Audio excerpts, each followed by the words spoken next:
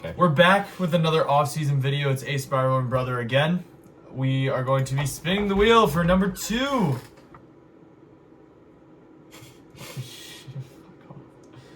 The Rams. Oh, okay. I like that. I'm excited for this one. This is one that I wanted to do. Had a great season. Finished second in the NFC behind the Seahawks. Obviously, the Seahawks won the championship. But the Rams are going into this draft finishing second in the NFC and going into the first round with 2 draft picks and $48 million in cap space. It is believed that Matthew Stafford is going to be coming back. He has not said he's going to be retiring, so let's get into this. Why can't I have the mouse? Because I don't want you to have the mouse. This is my Kevin Dotson, we're not cutting. Not cutting. Kevin Dotson played great this year. Not cutting Byron Young. Not cutting. Maybe cut Darius Williams. 4 cut candidates. We are going to be going with Darius Wilson. With how many draft picks they have in the first 3 rounds, it makes sense. They're probably going to go with the corner early. And Darius Williams is getting old. It doesn't make sense to keep him. Clear up $7.5 million to potentially either sign another wide receiver or sign some other positions of need. He's on the GOAT. The GOAT. The The GOAT. GOAT, dude, literally. Cut. Cutting Tyler Scott, he sucks. Jalen McCullough. Restructure contract, doesn't make sense to do. Stafford, Alaric Jackson played great. He's going to be their left tackle for the future for a while. Quentin Lake played great this year. It really seems like the only guy who's going to be dealing with anything here is Puka Nacua. Is going to get a bag. This is definitely going to be 45 mil a year is. I think, Dude, he's probably going to he get is more definitely- than what Jamar worth Chase it. has. So he's going to be the highest paid non-quarterback This is probably easily, in NFL history. This is a very easy extension. We are going to extend Puka for a 4-year, $43.5 million a year extension and restructure. He's just top 3 wide receiver. Yeah, in the league. he's fantastic. He's amazing. We're going to go through some of these positions. Quarterback, obviously Stafford, Stenson Bennett. Doesn't make sense to do anything at this position. Running back, Kyron Corum, still great. 20 years. Corum, great. Jarquez Hunter, fine third string. Puka just extended. Devontae Adams has 1 year left on his deal. Doesn't make sense to touch this contract at all. He played great this year. He is 33. He's getting up there in age. Potentially, I could see a team potentially trying to trade for him. Maybe a 5th round, 4th round pick if the Rams are willing to do it. Led the league in touchdowns. I doubt they will. Jordan Whittington played great this year when he came in. Konata Mumfield played great this year when he came in. It doesn't really make sense to do anything with this cap management of the wide receiver position. All right, tight ends. Parkinson, Ferguson, Allen, Redmond. Actually, would it make sense for them to cut Parkinson? Nah, Save probably not, $7 million. Ferguson did great. No, they won't. He's too young. Yeah, you're right. And You're right. Sean McVay loves him. Yeah, you're right. Oh shit, too far. O-line. McClendon, tackle of the future. Alaric Jackson plays great. Tackle of the future. Shelton, I actually think this would be a good cut. I don't think he played well this year. I think they can draft a guy who's better and cheaper You lose money, so they won't do that. after June 1st. After June 1st. I guess. He's old. He's old. Steve Avila and Kevin Dotson both played great. They're both on, reasonable deals. Doesn't make sense. And honestly, Bo Limmer can step in and play center for them if they don't want to worry about trying to find another. Braden Fisk is not an edge, but He's technically an edge. he's a D end. He's a D end in a 3-4 scheme. I hate this. One of my biggest gripes. It's fine. All right, D line. Kobe Turner, Puna Ford. I actually think. They don't cut. No, they won't. I could see them trading Puna Ford. No, I doubt it. He You don't played think great. so? All right. Linebacker. Omar Spates played good. Byron Young, edge. Jared Verse, edge. Josiah Stewart played good. Thick and edge. Nate Landman played great. He Got was a his great extension. signing. He is already extended.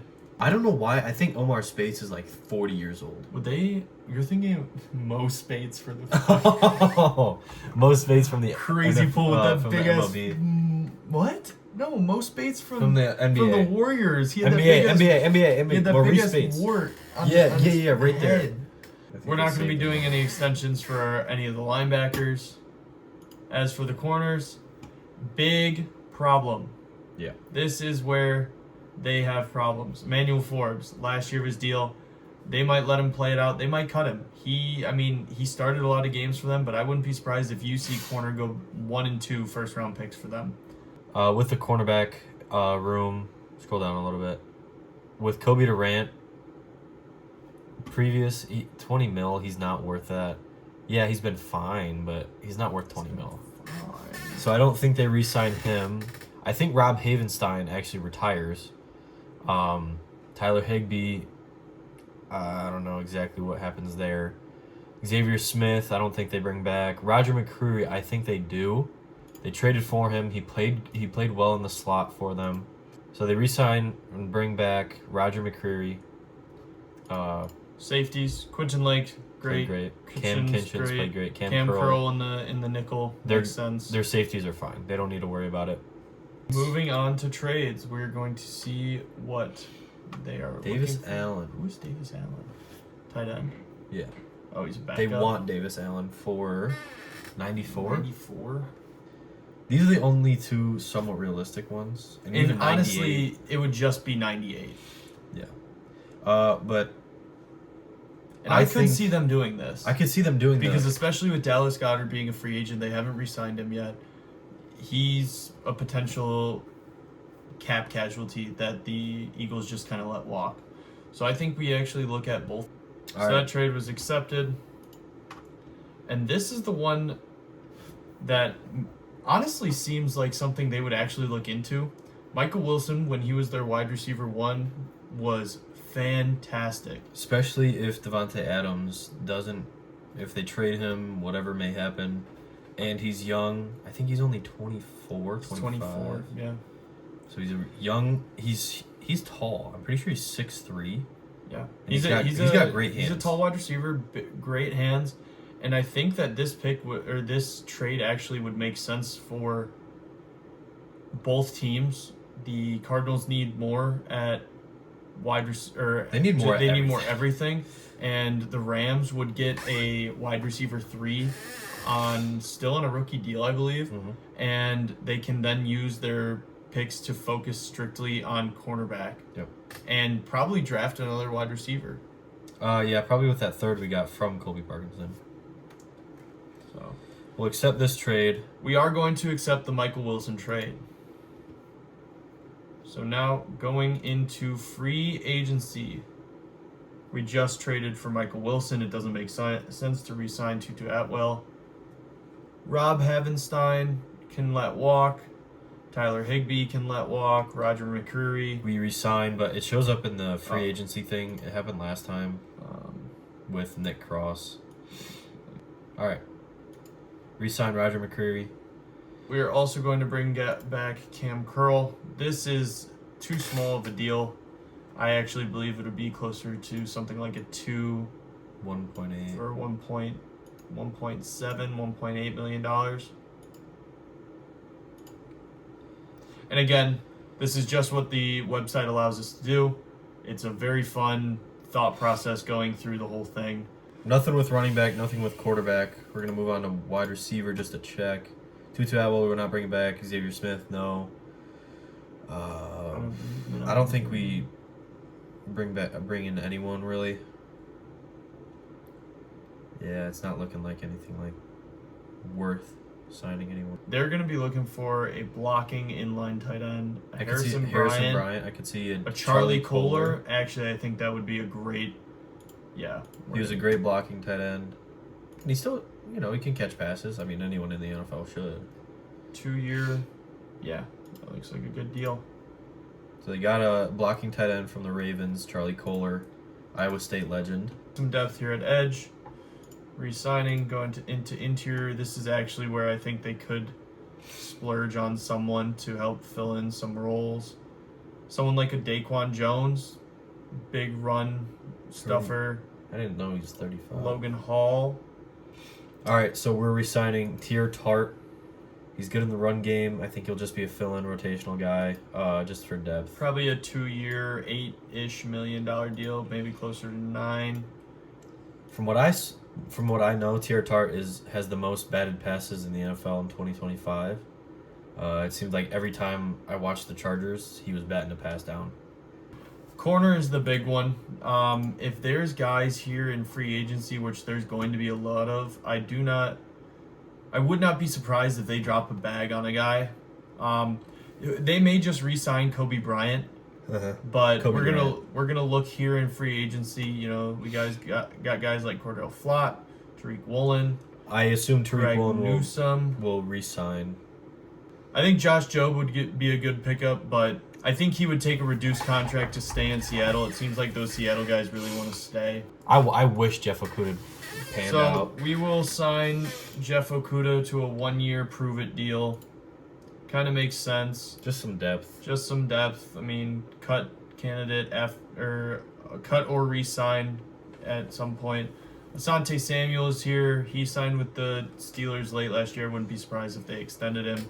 Yeah, they don't need safety. So let's just move on to the draft. I actually do think they'd probably re-sign another corner just for depth. I think Darion Kendrick just because he's youngest. I don't think he played bad.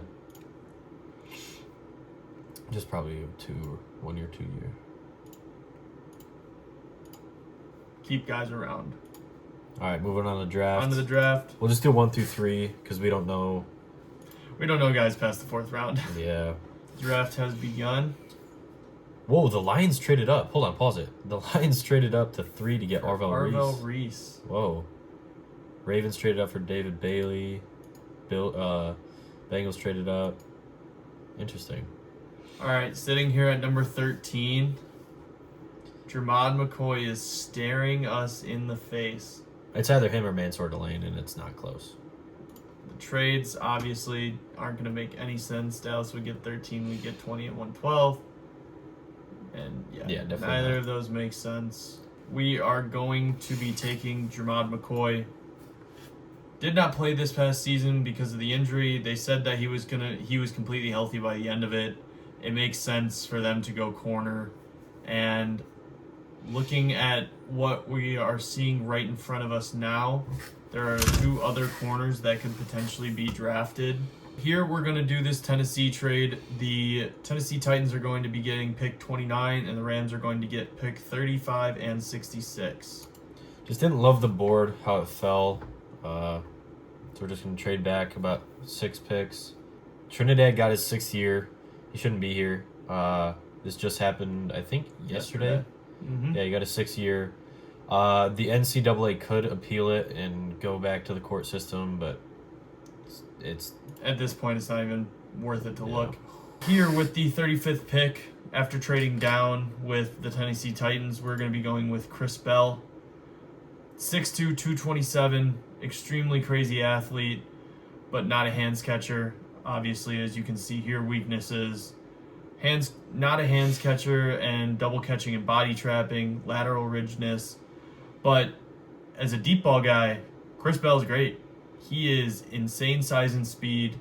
It makes sense here to potentially take over that Devontae Adams role when he leaves. Yeah. And, they'll probably keep Devontae Adams for another year, and they just traded for Michael Wilson, but shoring up that spot for the future is a great option.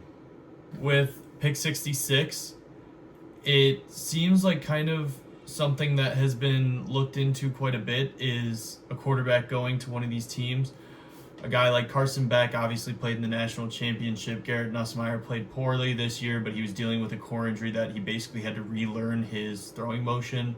Drew Aller got hurt. Cade Klubnik played bad. So you think, who goes here? We're going to go with Garrett Nussmeier. I believe his dad is a coach. He's the quarterback's coach for the Saints. Yes.